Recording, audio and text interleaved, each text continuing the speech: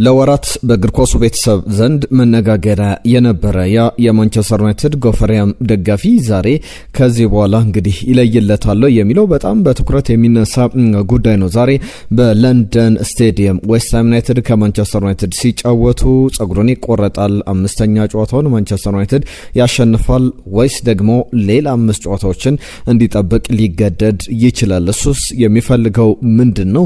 የምናነሳቸው ጉዳዮች ይኖራሉ። ከጨዋታው ጋር በተያዘ በጉዳት ዜናዎች ስለ ማንቸስተር ዩናይትድ ዝውውሮችም በሌሎች መረጃዎቻችን በዛሬው ቪዲዮ በዚሁ ቆይታችን ላይ የምናነሳ ነው የሚሆነው። ቼልሲ ከሊድስ ዩናይትድ የሚያደርጉት ጨዋታ ሌላኛው መርሃ ግብር ነው። ቶትናም ከኒውካስትል ዩናይትድም ይጫወታሉ። እነዚህን ጨዋታዎች በእንግሊዝ ፕሪሚየር ሊግ ዛሬ 26ኛ ሳምንት ላይ የሚደረጉ ጨዋታዎችን ትኩረት አድርገን ቆይታ እናደርጋለን። ሰላም ጤና ይስጥልን የተወደዳችሁ እንደምን አላችሁ? ከቤስት ስፖርታዊ ጉዳዮቻችንን የምትሰሙበት ሰዓት ላይ እንገኛለን። በርከት ያሉ ጉዳዮችን እየነገርናችሁ እንቆያለን። ዝውውሮችን በተመለከተ ሪያል ማድሪድ ባርሰሎናን፣ ማንቸስተር ዩናይትድን እየተመለከቱ የሊቨርፑልና የሞሐመድ ሳላ ጉዳይ ከማርከስ ራሽፎርድ ጋር በተያያዘ ክርስቲያኖ ሮናልዶንም በተመለከተ የሚነሱ ጉዳዮች አሉ። ሃርሊንግ ብራውት ሃላንድ ነገ ነው ማንቸስተር ሲቲ የሚጫወተው አንድ አስተያየት ሰጥቷል።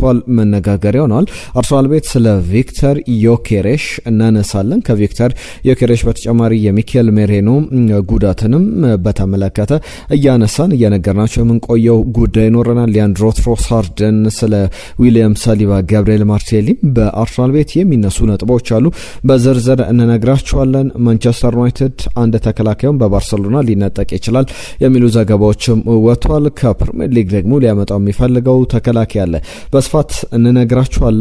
የብሪያን ምቤሞ የጉዳት ዜናም ምንድን ነው የሚለውንም እናነሳለን። ሪያል ማድሪድ ቤት ቆይተን ስለ ተጫዋቾች ዝውውር እቅድ አንድ ተጫዋች ደግሞ ቅሬታ ውስጥ ገብቷል ተብሏል። ብዙ ሀሳቦችን እናነሳለን። ለሁሉም ቼልሲ ቤት የሊያም ሮዜነር ጉዳይም ይነሳል። ሀሳብ አስተያየቶቻችሁን ጻፉልን። ትናንትና በርካታ የናንተ ሀሳቦች መጥተውልናል። በተለይ ደግሞ ከዚህ ከማንቸስተር ሲቲ ከሊቨርፑል ጨዋታ ጋር በተያያዘ ብዙ ጉዳዮችን አንስታችኋል። የእናንተን ሀሳብ ላንሳና ባጭሩ ወደ ሌሎች ጉዳዮቻችን እናልፋለን። ትናንትና ከመጡልን መልእክቶች መካከል የአርሰናልና የማንቸስተር ዩናይትድ ጨዋታ ስላልነበር ለምን የነሱን ፎቶ ተጠቀምክ የሚል ጥያቄም መጥቶልናል። ከማንቸስተር ዩናይትድ ጋር በተያያዘ ማንቸስተር ዩናይትድ ደጋፊ ነኝ፣ በውጤቱ በጣም ደስተኛ ነኝ። የሲቲን ጨዋታ በተመለከተ ነው። ዶሚኒክ ሶቦዝ ላይ በቀይ መውጣቱ ደስ ብሎኛል። አርሰናል በዚህኛው ዓመት ሻምፒዮን አይሆንም የሚል አንድ የማንቸስተር ዩናይትድ ደጋፊ አሴስ የተባለ ደጋፊ መልእክቱን ጽፎልናል። ለጄፕሰን ገሮ ሊቨርፑልና የሲቲ ጨዋታ ላይ ጎሉ መሻር አልነበረበትም። ሶቦዝ ላይም በቀይ መውጣት አልነበረበትም። ሊቨርፑል የተሻለ ነበር፣ ነገር ግን ውጤት ማስጠበቅ አልቻሉም። ሲቲዎች እድለኛ ናቸው የሚል መልእክቱን ልኮልናል። ነጂብ ሰንገሮ ከናይሮቢ ኬንያ የጻፈልን መልእክት ነው። አህመድ ከጅቡቲ በተደጋጋሚ እናገረዋለሁ፣ ሲቲ ማለት የተቀበረ ፈንጂ ማለት ነው። መች መፈንዳት እንዳለበት ያቃል፣ አሊያም ማራቶኑን እንግዲህ መቼ መጨረስ እንደሚችል ያቃል የሚል አስተያየቱን ሰጥቶናል። የዋንጫ ፉክሩ ገና እንደሆነ የሚያመላክት ነው ያነሳው። ሙልጌታም ከደቡብ አፍሪካ ህግ ነው፣ ጎሉ መሻር ነበረበት። ዶሚኒክ ሶቦዝ ላይ ግን በቀይ ካርድ መውጣት አልነበረበትም። አሊሰን ቤከር ነው ከርሱ የማይጠበቅ 2 ጥፋቶችን ፈጽሟል። ቢሆንም ድራማ አስመልክቶናል ብሎናል። ኤምኤች ኢትዮጵያ እጅግ ውብ ጨዋታ ነበር፣ በዳኛ ብልሹ አመራር ውበቱን ፍጹም ያጣ ወዛጋቢ ጨዋታ ነበር። ሊቨርፑል ውጤቱ ማስጠበቅ ትልቅ ችግር ነበረበት፣ ከፍተኛ ትኩረት ማሻሻልም ማድረግ አለበት ብሏል። ሽመልስ ከኳታር ዶሃ ስለ ጻፍክልን መልእክት ከልብ እናመሰግናለን። ፓማ ባይ ታሪኩ እንዲሁ ከደቡብ አፍሪካ ስለ ጻፋችሁልን መልእክት ስለሰጣችሁን አስተያየቶች ስለምታበረታቱን ሁልጊዜም ስለምታደምጡን ከልብ እናመሰግናለን። በቀጥታ ወደ ጉዳዮቻችን እንለፍና የእናንተን ግምቶች ግን ላኩልን። ዛሬ ምሽት 2 ሰዓት 4 ሰዓት ከ30 ሲል ቼልሲ ከሊድስ ዩናይትድ እንዲሁም ኤቨርተን ከቦርምዝ፣ ቶትናም ከኒውካስል ዩናይትድ ይጫወታሉ። ምሽት 5 ሰዓት ከሩብ ሲል የነሱ ከ45 ደቂቃ የቼልሲ ጨዋታ ከጀመረ ከ45 ደቂቃዎች በኋላ ደግሞ ማንቸስተር ዩናይትድ በለንደን ስቴዲየም የሚያደርገው ጨዋታ አለ። ከዌስትሃም ዩናይትድ ጋር ይደረጋሉ። እነዚህን አስቀድሞ የሚደረጉ ጨዋታዎችን በማንሳት ጀምራለሁ። ቼልሲ የሚያደርገው ጨዋታ ከሊድስ ዩናይትድ ጋር ይጠበቃል። ሊድስ በቅርብ ጨዋታዎች ላይ እንደ ቀላል የሚባል ቡድን እንዳልሆነ ምናልባት ከትልልቆቹ ቡድኖች በማንቸስተር ሲቲ የተሸነፈበት ጨዋታ ኤለን ሮድ ላይ ለምሳሌ ቸልሲን አሸንፏል በያዝነው ውድድር ዘመን። ከዛ በተጨማሪም 3-1 በሆነ ውጤት የተጠናቀቀ ጨዋታ እንደነበረ ይታወቃል። ኔቶ ነበር በዛ ጨዋታ ላይ ለቸልሲ ግብ ያስቆጠረው። ቢጆል ተንከ፣ ካልቨርት ሉዊን ግቦቹን ተነከና ካልቨርት ሉዊን ሌድስን ግቦች ያስቆጠሩ ናቸው። ከሌድስ ጋር በተያያዘ ጨዋታዎቹን እንመልከት እስቲ። በቅርብ ጨዋታዎች ላይ በጣም አስገራሚ ጉዞ ላይ ይገኛል። በአርሰናል የተሸነፈበት ጨዋታ ይጠቀሳል። ከዛ ውጭ ግን ከትልልቆቹ ቡድኖች ጋር ያደረገውን ጨዋታ ማንቸስተር ዩናይትድ ጋር ባቻ ውጤት፣ ከሊቨርፑል ጋር ባቻ ውጤት ያጠናቀቀበት መርሃ ግብር ይጠቀሳል። ከሊቨርፑል ጋር እንዲሁ ሁለቴ ነው ባቻ ውጤት ያጠናቀቀው። ቸልሲን አሸንፏል። ከማንቸስተር ሲቲ ጋር ደግሞ ማንቸስተር ሲቲ በጣም ተቸግሮ በመጨረሻ ደቂቃ ላይ ፊል ፎደን ግብ አስቆጥሮ 3-2 ያሸነፈበት ጨዋታ ይጠቀሳልና በቅርብ ጨዋታዎች ላይ ከወራጅ ቀጠና ለመውጣት በሚደረግ በፕሪሚየር ሊጉ ላይ ለመቆየት በሚደረገው ፉክክር ላይ በጣም ወሳኝ ነጥቦችን አስመዝግቦ አሁን 9 ነጥቦችን ይዞ 16ኛ ደረጃ ላይ ይገኛል። ቸልሲ ደግሞ ዛሬ ማሸነፍ የሚችል ከሆነ ከሊቨርፑል ጋር ያለውን የነጥብ ልዩነት ማስጠበቅ ቢያንስ ይችላል። ከዛ በተጨማሪ የማንቸስተር ዩናይትድን ውጤትም ተከትሎ ወደ 4ኛ ከፍ ለማለት በጣም አስፈላጊ ጨዋታ የሚደረግበት መርሃ ግብር ነው። ሊያም ሮዜነር ይህንን ጨዋታ ማሸነፍ የሚችሉ ከሆነ ቸልሲን በቸልሲ አሰልጣኝነት እንግዲህ 4 ተከታታይ ጨዋታዎችን አሸንፏል። እስካሁን በፕሪሚየር ሊጉ ላይ ጆዜ ያንን ክብረ ወሰን አላቸው። ከዛ በተጨማሪ ማውሪዚዮ ሳሪ 5 ጨዋታዎችን አሸንፏል። በቀጣይ ሊድስና በርንሌን አዲስ አዳጊዎቹን ቡድን ነው ቸልሲ የሚገጥመውና ሁለቱንም በሚገጥምበት ጨዋታ ላይ ማሸነፍ የሚችል ከሆነ የካርሎ አንቸሎቲን ታሪክ ይገራሉ። አንቸሎቲ በቸልሲ ቤት የመጀመሪያ 6 የፕሪሚየር ሊግ ጨዋታዎቻቸውን ማሸነፍ እንደቻሉ ይታወቃል። ከጉዳት ዜናዎች ጋር በተያያዘ ቸልሲ ቤት የሚነሱ ሀሳቦች አሉ። ከነዚህ መካከል አሰልጣኙ እያነሷቸው የሰጡት ማረጋገጫ አለ። እነማን ከጉዳታቸው ጋር ይጫወታሉ፣ እነማን ጥሩ ጤንነት ላይ ይገኛሉ በሚለው ጉዳይ ላይ ቸልሲን በተመለከተ ሪስ ጄምስ ፊት ነው፣ ደህና ነው። ነገር ግን ፊት ቢሆንም ትንሽ መጠነኛ ምቾት አልተሰማውም። በትናንትናው ዕለት ምንም ይሄ ውስብስብ ነገር ወይም ደግሞ ለመደበቅ እየሞከርኩ አይደለም፣ እውነታው ያ ነው። በጣም ተስፋ አደርጋለሁ በነገው ጨዋታ ላይ በሙሉ ጤንነት ይደርሳል ብዬ። ኮል ፓልመር፣ ሌሎችም ተጫዋቾች በጥሩ ጤንነት ላይ ይገኛሉ። በተለይ ከኮል ፓልመር ጋር በተያያዘ ምን ያክል አስፈላጊ ነው ተብሎ ተጠይቆ ነበር። የትኛውም ቡድን ላይ ወርልድ ክላስ የተባለ ተጫዋች በጣም አስፈላጊ ተጫዋች ነው። በቀዳሚው ጨዋታ ላይ ያንን አሳይቶናል። አሁንም በዚህኛው ጨዋታ ላይ ያንን ይቀጥላል ብዬ አስባለሁ ብሏል ሊያም ሮዜነር። የሪስ ጄምስ መመለስ ግን ለቸልሲ እንደ ጥሩ ዜና ነው። ከቸልሲ ጋር በተያያዘ በሚድ ዊክ ላይ ወይም በሳምንቱ አጋማሽ ላይ ባደረጋቸው የፕሪሚየር ሊግ ጨዋታዎች 3 ጨዋታዎችን አድርጓል። 2ቱን ተሸንፏል። አንዱን ባቻ ውጤት፣ አንድም ጨዋታ አላሸነፈምና ያንን መጥፎ ክብረ ወሰን የሚያሻሽልበት ቀን ዛሬ ሊሆን ይችላል የሚጠበቅ ነው። ሌላኛውን ጨዋታ እንመልከት። ከሚደረጉ ጨዋታዎች መካከል ኤቨርተን ከቦርመዝ ይጫወታሉ። ቶትናም ስፐር ከኒውካስል ዩናይትድ፣ ባለፈው ቶትናም በማንቸስተር ዩናይትድ ተሸንፎ ነበረ። አሁን ደግሞ ከኒውካስል ዩናይትድ በቶትናም ስፐር ስቴዲየም የሚደረግ ጨዋታ ነው። 4:30 ላይ ይጀምራል። ማንቸስተር ዩናይትድ ከዌስትሃም ዩናይትድ የሚያደርጉትን ጨዋታ እንመልከት። ዌስትሃም ዩናይትድ ባለፉት ተከታታይ 3 ጨዋታዎች አሸንፏል። ያሉ ውጤቶችን እስቲ እንመልከት። በርሊን ባለፈው ሳምንት አሸንፏል። ከቸልሲ ጋር የነበረውን ጨዋታ 3-2 በሆነ ውጤት የተሸነፈበት ጨዋታ የሚጠቀስ ነው። ከዛ ውጪ ግን ሰንደርላንድን 3-1 ቶትናምን 2-1 ያሸነፈበት በኤፍኤ ካፕም ኪዩፒአርን 2-1 በሆነ ውጤት አሸንፎ ነበር። የቅርብ ጨዋታዎቹ በጣም እየተሻሻለ ያለበት ጊዜ ላይ እንገኛለን። ማንቸስተር ዩናይትድ ደግሞ ማንቸስተር ዩናይትድ ነው። ባለፉት 4 ተከታታይ ጨዋታዎች ሲቲን፣ አርሰናልን፣ ፉልሃምን፣ ቶትናም ሆትስፐርን አሸንፏል። የዌስትሃም ዩናይትድ የዛሬው መርሃ ግብር ደግሞ ይጠበቃል። ከጨዋታው ጋር በተያያዘ ስለ ጉዳት ዜናዎች አንዳንድ ነጥቦችን እያነሳን እንቆይ። ምን ተባለ፣ ምን አስተያየት እየተሰጠ ይገኛል የሚለውን ጉዳዮች ልንገራችሁ። በተለይ የዚህ ጸጉሩን ሳይቆረጥ 300 ቀን 400 ቀን እያለ ሲቆጥር ለሰነበተው የማንቸስተር ዩናይትድ ደጋፊ ብዙ የሚያስብሉ ነገሮች አሉ። ማንቸስተር ዩናይትድ ባላሸነፈ ቁጥር ተከታታይ 5 ጨዋታዎችን ካላሸነፈ ጸጉሬን አልቆረጥም ብሎ ሰነባብቶ ነበር። በእርግጥ ለሱ በተደጋጋሚ እንለዋለን። በአውሮፓ ወይም በዚህ በውጭው ዓለም ላይ እንደዚህ አይነት ኦፖርቹኒቲዎች እንደ ትልቅ የገንዘብ ምንጭ ይቆጠራሉ። እሱም ማስታወቂያዎችን መስራት ጀምሮ በዓለም ላይ እኛም ሀገር እየተወራለት በጣም ፖፑላር ሆኖ እየተመለከት ነው እንገኛለን። ማይክል ካሪክ ስለዚህ ደጋፊ ተጠይቆ ነበረ። አውቃለሁ ልጆቼ ነግረውኛል ምን እያደረገ እንደሆነ የደጋፊ ቡድን ውስጥ ግን ስለሱ የምናወራበት ምንም ነገር የለም። ፕሮፌሽናል ሆነን ነው የምንቀጥለው። በቡድን ውስጥ አውቃለሁ፣ እረዳዋለሁ። ነገር ግን ሊያስቀኝ ይችላል። ነገር ግን በቡድኑ ውጤት ላይ በቡድኑ የሚኖረን እንቅስቃሴ ላይ ምንም አይነት ቅንጣት ታክል ለውጥ የሚያመጣ አይደለም የሚል አስተያየቱን ሰጥቷል። ከጨዋታው ጋር በተያያዘ ሜሰን ማውንት ለጨዋታው ዝግጁ አይደለም የሚል ነገር ተረጋግጧል። በዛሬው ጨዋታ ላይ አይኖርም። ምናልባት በኤቨርተን ጨዋታ ላይ የሚመለስበት እድል ይኖራል። ቀጣይ ከኤቨርተን ጋር በመጪው ሰኞ የሚደረግ መርሃ ግብር ነው፣ በቀጣይ ሳምንት ማለት ነው። ሌኒዮሮ ከቡድኑ ጋር ይጓዝ ብዙ ምስሎችን ላይ አላገኘውትም። ሌኒዮሮ ወደ ለንደን የተጓዘ አይመስለኝም። ብሪያን ምቤሞ ግን ከነ ጉዳቱም ቢሆን ባለፈው የቶትናም ጨዋታ ላይ ተጎድቶ ነበር። መጠነኛ ጉዳት በኦልትራፎርድን ሲለቅ መጠነኛ ጉዳት ነበረበት። አሁን ወደ ብሪያን ምቤሞ ወደዚህ ወደ ለንደን ከመጡ ተጫዋቾች መካከል አንዱ ነው። ማይክል ካሪክ ሌሎች ጉዳዮችንም አንስተዋል። ለምሳሌ ከብሩኖ ፈርናንዴዝ ጋር በተያያዘ በጣም ኢንተለጀንት የሚባል ተጫዋች ነው። በጣም ጥሩ ግንኙነት አለን። ብራይት በጣም ለቡድን አጋሮቹ ኬር የሚያደርግ ለክለቡ በጣም ትኩረት የሚሰጥ ክለቡን የሚወድ ነውና ሁሉም ተጫዋች ሁላችንም እንደሱ አይነት ስሜት ቢኖረን በጣም የተገባ ነው የሚል አስተያየቱን ሰጥቷል። ስለ ማይክል ካሪክ ደግሞ ሉክሾ ምን ቀይሯል የሚል ጥያቄ ቀርቦለት ነበር። ያነሳቸው ጉዳዮች አሉ።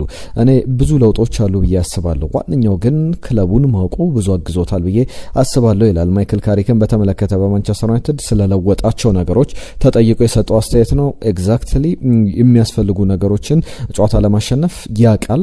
ስለዚህ ያንን ነው እያደረገ ያለው። ሁላችንንም ደስተኛ አድርጎናል። ሁላችንንም ኢንጆይ እንድናደርግ ጨዋታዎቻችንን አግዞናል ብሏል። በማንቸስተር ዩናይትድ በተደጋጋሚ አንስተናል። ለምሳሌ ከጌም በኋላ ረፍት በመስጠት ከዛ በተጨማሪ ልምምዶች ረጅም ጊዜ አይወስዱም። ልምምዶች በጣም ባጭር የሚቋጩ ናቸው። አንዳንድ ጊዜ በጣም በደቂቃዎች የማንቸስተር ዩናይትድ የዕለቱ ልምምድ ሊጠናቀቅ ይችላል። ከዛ በኋላ ተጫዋቾች ወደ ጂምናዚየም እንዲሄዱ ወደ ፈለጉበት ሄደው ጊዜያቸውን እንዲያሳልፉ እድል የሚሰጥ ነውና ልምምድ ላይ በጣም የሚያቆዩ ነገሮች ላይኖሩ ይችላሉ። ያ ማለት ሁሌ አይደለም። ዝግጅት የሚያስፈልግባቸው ቀናት አሉ። ለምሳሌ በሩበን አሞሪም ስር ሁል ጊዜ ረጅም ሰዓታት የፈጁ ልምምዶች አሰልጣኙ ከሚያምኑባቸው ነገሮች መካከል የቡድኑ እንቅስቃሴ፣ የቡድኑ ታክቲካል አረዳድ፣ የቡድኑ ታክቲካል አተገባበር ሜዳ ላይ ሳይሆን የሚስተካከለው በልምምድ ሜዳ ላይ ነው የሚል እምነት አላቸውና ያንን ረጅም ጊዜ ልምምድ ሜዳ ላይ ይወስዳሉ። ማይክል ካሪክ ግን ብዙ ጊዜ እንደዛ ያደርግም። መጠነኛ ንግግሮችን በማድረግ የሚታወቅ ብዙ ነገሮችን ሳያንዘንዛ ለማንቸስተር ዩናይትድ ተጫዋቾች እፎይታን የሰጠ አምስተኛ ጨዋታ ግዳ ማሸነፍ ደግሞ ጉዞ ላይ ይገኛሉ። ትልቅ ኦፖርቹኒቲ ነው አምስተኛ ጨዋታ ለማሸነፍ። ያ ማለት ኤሪክ ቴን ሃግ 2022 ላይ ካሸነፉ በኋላ 5 ተከታታይ ጨዋታዎችን ዩናይትድ አላሸነፈም። ስለዚህ ያንን ደግሞ ከረጅም ዓመታት በኋላ ሊያሳካበት የሚችል ነው። ዌስትሃም በጥሩ ፎርም ላይ የሚገኝ ነውና ጥሩ ጨዋታ ይሆናል። በጣም በቀላል መንገድ የሚታይ ጨዋታ እንዳልሆነ ግን መታዘብ መናገር ይቻላል። ከ2022-23 የውድድር ዘመን ጀምሮ ኮንሲስተንትሊ ዩናይትድ አምስተኛ ጨዋታውን ሊያሸንፍበት የሚችል አይነት ጨዋታ በኦልድ ትራፎርድ የነበሩ ባለፉት ሳምንታት በተለያዩ ስቴዲየሞች ጨዋታዎችን አድርጓል። ዛሬ ደግሞ ከሜዳ ውጪ በለንደን ስቴዲየም ነው ጨዋታውን የሚያደርገው። ስለ ሉክሾ ሳነሳ ነበር። ዘንድሮ አብዛኞቹን ጨዋታዎች አድርጓል። ሉክሾ እንግዲህ በ2183 ደቂቃዎችን በሜዳ ላይ አሳልፏል። በማንቸስተር ዩናይትድ በኩል ባለፉት ሁለት የውድድር ዘመናት ለምሳሌ 1700 ደቂቃዎችን ብቻ ነው በሜዳ ላይ ያሳለፈው። ነገር ግን ሁለት የውድድር ዘመናትን በአንድ አመት መከሷል ማለት ይቻላል። ጥሩ እየተንቀሳቀሰ በጥሩ መንገድ ላይ ያለ ተጫዋች ነው ብሎ መናገር ይቻላል። እነዚህ ከማንቸስተር ዩናይትድ ጋር በተያያዘ የሚነሱ ሀሳቦች ናቸው። ወደ ሌሎች ጉዳዮቻችን እንለፍ። የእንግሊዝ ፕሪሚየር ሊግ የዋንጫ ፉክክር የዝውውር ጉዳዮችን የተመለከቱ ጉዳዮችንም እያነሳውላችሁ ልቆይ። ከሃርሊንግ ብራውት ሃላንድ ጋር በተያያዘ አሁንም መጥፎ የውድድር ዘመን እያሳለፍኩ እገኛለሁ ይላል። በጣም በሚያስገርም ሁኔታ ኤርሊንግ ብራውት ሃላንድ ዘንድሮ 28 ግቦችን አስቆጥሯል። ነገር ግን 28 ግብ ለአንዳንድ ተጫዋቾች እንግዲህ ክብረ ወሰን የሚባል በጣም በትልቅ ደረጃ የሚጠቀስ ነው። ነገር ግን ኤርሊንግ ብራውት ሃላንድ ደረጃውን ያውቃልና ምንም አይነት ምክንያት አልፈልግም፣ ምንም አይነት ምክንያት ማቅረብ አልፈልግም። ነገር ግን የውድድር አመቱ ላይ ብዙ እያበረከትኩ አልገኝም፣ ጥሩ የውድድር ዘመንን እያሳለፍኩ አልገኝም የሚል ነገር ያነሳል። ለማንቸስተር ሲቲ የዋንጫ ፉክክርም በጣም አስተዋጽኦ ያለው ተጫዋች ነው። ባለፈው ለምሳሌ ለምሳሌ እሱ ሲያገባግበ ግብ ሲያስቆጥር ማንቸስተር ሲቲ ያሸንፏልና በቀጣይ ደግሞ ብዙ ነገሮች ይጠበቃሉ። አርሰናል ቤት ያሉ ጉዳዮችን ላንሳ። በዋንጫ ፉክክሩ ላይ ምን እየተባለ ይገኛል? ከአርሰናል ጋር በተያያዘ ባለፉት ቀናት ብዙ ሀሳቦች ሲነሱ ነበር። አንዳንዶች ለአርሰናል የማንቸስተር ሲቲ ሊቨርፑልን ማሸነፍ ሜንታሊቲ ላይ ሳይኮሎጂካሊ ጫና የሚያሳድር ነው ብለው አንዳንድ ነገሮችን ሲያነሱ ተመልክተናል። በዚህ ጉዳዮች ላይ ደግሞ ከአርሰናል ጋር በተያያዘ እየተሰጡ ያሉ አስተያየቶች አሉ። ለምሳሌ ዊሊያም ሳሊባ እና ጋብሪኤል ማርሴሊ የሚያነሷቸው ጉዳዮች አሉ። ቪክተር ዮኬሬሽም በራሱ ብቃት በውድድር ዓመቱ ጉዞ ላይ ያነሳቸው ጉዳዮች አሉ። ዊሊያም ሳሊባ በተመለከተ ምንም አይነት ኤክስኩዝ አያስፈልግም፣ ምንም አይነት ምክንያት አያስፈልግም። ከባለፈው የውድድር ዘመን ብዙ ተምረናል፣ ብዙ አውቀናል፣ ብዙ ተዘጋጅተናል። ስለዚህ በዚህኛው የውድድር ዘመን ዋንጫውን ማሸነፍ አለብን፣ ምንም ምክንያት አያስፈልግም የሚል አስተያየትን ሲሰጥ ተመልክተናል። ሁሉ ጊዜ ደግሞ ከጋብሪኤል ማርሴሊ ጋር በተያያዘ አሁን ዋንጫውን ማሸነፍ ፈልጋለሁ፣ ዋንጫውን ፕሪሚየር ሊጉን ማሸነፍ ፈልጋለሁ፣ በዚህኛው የውድድር ዘመን በዚህ በአርሰናል ቤት እያለው ዋንጫውን ማሳካት ፈልጋለሁ የሚል አስተያየቱን ሲሰጥ ተመልክተናል። የጉዳት ዜናዎችን በተመለከተ ከአርሰናል ጋር በተያያዘ በመጠኑም ቢሆን ሊያንድሮ ትሮሳርድ ባለፈው ጉዳት አጋጥሞ ተቀይሮ ወጥቷል። ነገር ግን ከባድ አይመስልም። ከነገ በስቲያ የሚደረገው ሐሙስ ዕለት የሚደረግ ጨዋታ አለ። ብሬንትፎርድን አርሰናል ይገጥማል። በተለይ ደግሞ የማንቸስተር ሲቲን ውጤት ተመልክቶ የሚገባበት ነውና አንዳንድ ጊዜ እንደዚህ አይነት ጨዋታዎች ትሪኪ ናቸው። ማንቸስተር ሲቲ ማሸነፉ በብዙ መንገድ የቡድኑን ስነ ልቦና ሊጎዳ ይችላል። ከዛ በተጨማሪ ጫና ማሳድሮ አርሰናል የግድ ማሸነፍ እንዳለበት እያሰበ ወደ ጨዋታው ሊገባ ይችላል ከብሬንትፎርድ ጋር በሚደረገው ጨዋታ። በሌላ መንገድ ደግሞ ማንቸስተር ሲቲ ነጥብ ቢጥልም የአርሰናልን የበላይነት በስነ ልቦና ጥሩ ሆኖ እንዲገባ ሊያደርገው ይችላልና በጣም ትሪክ የሚባሉ ጨዋታዎች ናቸው። አንዳንድ ጊዜ ቀድሞ ተጋጣሚ ተጫዋታ አድርጎ ሲገባ ከዛ በኋላ የሚኖሩ ነገሮች ይጠበቃሉ። ሊያንድሮ ትሮሳርድ ግን ለሐሙሱ ጨዋታ ይደርሳል ተብሎ ይጠበቃል። በክሪስቲያን ኖርጋርድ ተቀይሮ መውጣቱ ይታወቃል። የትሮሳርድን በተመለከተ ሚኬል አርቴታ የሚሰጣቸው ማረጋገጫዎች ከነገ ጨዋታ አስቀድሞ ደግሞ ዛሬ ይጠበቃል። ሚኬል ሜሬኖ የቀዶ ሕክምናውን አጠናቋል። ሁላችሁንም አመሰግናለሁ ለጻፋችሁልኝ መልእክት ላሳያችሁኝ ፍቅር ብሏል። በአዲስ ጉልበት እመለሳለሁ ብሏል ሚኬል ሜሬኖ። ሰርጀሪ አከናውኗል። ለሰርጀሪውን በጥሩ ሁኔታ ማጠናቀቁን ተመልክተናል። ከሚኬል ሜሬኖ ጋር በተያያዘ ቪክተር ዮኬሬሽን በተመለከተ አሁንም ብዙ የማሻሽላቸው ነገሮች አሉ ብሏል። አሁን ክሊክ እያደረገ ይገኛል ብሎ መናገር ይቻላል። ክሊክ እያደረገ ስል እየተሻሻለ ቪክተር ዮኬሬሽን ወደ ጥሩ መስመር እየመጣ ይገኛል። ለምሳሌ ባለፉት 8 ጨዋታዎች በሁሉም ውድድሮች ላይ 6 ግቦችን አስቆጥሯል፣ አሲስቶችን አስመዝግቧል። ሰንደርላንድ ላይ የነበረው ብቃትም በጣም በጥሩ መንገድ የሚጠቀስ ነውና ከዚህ በኋላ ጥሩ ጊዜ ይኖረዋል ተብሎ ይጠበቃል። የ7 ዓመቱ ተጫዋች እንግዲህ ዘንድሮ በ22 ጨዋታዎች በፕሪሚየር ሊጉ 7 ጊዜ ግብ አስቆጥሯል። ከሊያንድሮ ትሮሳርድ የአርሰናል ከፍተኛ ግብ አስቆጣሪነትን መረከብ ችሏል። በፕሪሚየር ሊጉ ላይ ብቻ ማለት ነው። በአጠቃላይ 13 ግቦችን ያስቆጠረበት ነውና ሁሉ ጊዜ ማሻሽላቸው ነገሮች አሉ ይላል ቪክተር ዮኬሬሽ። የተሟላው ተጫዋች ነኝ ብዬ አላስብም፣ ከዛም የተሻሉ ነገሮችን ማድረግ አለብኝ የሚል ሀሳብ እንዳለው ይናገራልና አሁንም ራሽን ለማሻሻል በአርሰናል ደግሞ በዋንጫ ፉክክሩ ላይ አስተዋጽኦ ለማድረግ የበለጠ ጠንክሬ እሰራለሁ ብሏል። ከፖል ሜርሰን ጋር አንድ ሀሳብ ሲሰጥ ነበር። በተለይ ለአርሰናል ትልቅ አድቫንቴጅ ቪክተር ዮኬሬሽና ጋብሪኤል ኢየሱስ በሚሰለፉበት ጊዜ በተቃራኒ ለምሳሌ ቪክተር ዮኬሬሽ ተሰልፎ ተከላካዮቹ ጋር ተፋልሞ ተላፍቶ ተከላካዮቹን አድክሞ ሲወጣ የሚገባው በአዲስ ጉልበት ጋብሪኤል ኢየሱስ ነው። ጋብሪኤል ኢየሱስ ደግሞ በደንብ በመስል አውት መስል ማድረግ ይችላል፣ መብለጥ ይችላል በጉልበት ወይም ደግሞ ጋብሪኤል ኢየሱስ ተጫውቶ ያንን ነገር አድርጎ ከጨረሰ በኋላ ቪክተር ዮኬሬሽ ሲገባ ነገሮች ይቀሉታልና አርሰናል ያንን አድቫንቴጅ በደንብ እየተጠቀመ ይገኛል የሚሉ ነገሮች ተሰምተዋል። የዝውውር ጉዳዮችን አነሳለሁ። ከማንቸስተር ዩናይትድ ጋር በተያያዘ ከክሪስቲያኖ ሮናልዶ ጋር በተያያዘ የሚነሱ ጉዳዮች አሉ። ከማንቸስተር ዩናይትድ ጋር በተያያዘ ማርከስ ራሽፈርድ ይመለሳል አይመለስም ብዙ አጠራጣሪ ዘገባዎች አሉ። አንዳንድ ብዙሃን መገናኛዎች ላይ ወደ ማንቸስተር ዩናይትድ ይመለሳል፣ በተለይ ማይክል ካሪክ መቆየት የሚቆይ ከሆነ ተጫዋቹ እንዲመለስ ይፈልጋል የሚሉ ሀሳቦች አሉ። ከዛ ውጪ ግን ባርሰሎና ተጫዋቹን በቋሚነት ማስፈረም ይፈልጋል የሚሉ ዘገባዎች አሉ። አሁን በባርሰሎና አንሰርተኒቲዎች አሉ። ከነዚህ መካከል ደግሞ ፕሬዚዳንት ላፖርታ በክለቡ የሚቆዩ አይመስልም። የፕሬዝዳንታዊ ምርጫ ይደረጋል በጣም በቅርብ ቀን።